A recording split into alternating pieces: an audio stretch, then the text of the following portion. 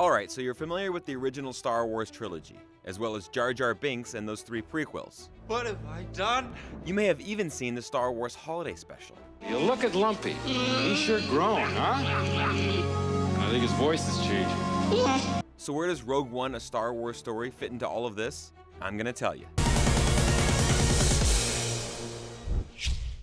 Let's pick up at episode, let's call it 3 3/4, with Star Wars Rebels. It takes place in the latter part of that 19-year gap between Revenge of the Sith and A New Hope. The show lays the foundation of the Rebel Alliance, focusing on a team similar to Rogue One's outmatched heroes. They put up a good fight against the Empire, but like a bunch of Padawans versus emo Anakin, they don't stand a chance. See, the Empire had much bigger plans, like building a super-weapon space station capable of wiping out entire planets. The Death Star had been under construction since the Clone Wars, but it was missing a very important feature, that whole planet-destroying laser part. And in retrospect, they could have spent a little more time designing those exhaust ports.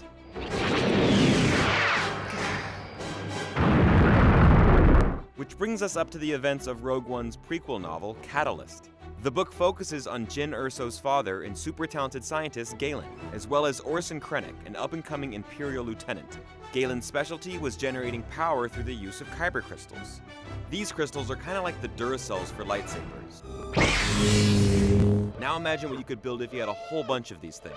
So good old Krennic, eager to put a cherry on top of the Death Star sundae, brings Galen to Coruscant to work on a sustainable energy source. Wink, wink. What Galen doesn't know, he's actually helping Krennic develop the weapons tech for the space station. Being the great guy that he is, Krennic supplies Galen with piles of kyber crystals. But unbeknownst to Galen, these were all taken from the lightsabers of dead Jedi. Total dick move, right? When Galen finds out, he's not too happy. He and his family escape from Coruscant with the help of Saw Gerrera, who's the leader of a resistance group called the Partisans. So when we catch up with Saw in Rogue One, we can assume that Jyn already considers him a close friend. The world is coming undone. Speaking of Jyn, she's all grown up and quite a rebellious badass with a particular grudge against the Empire. She's also the perfect person to lead a mission to steal the Death Star's secret plans. From episode 4, we already know that her team is successful in getting these plans to the Alliance, but we don't know who will make it out alive.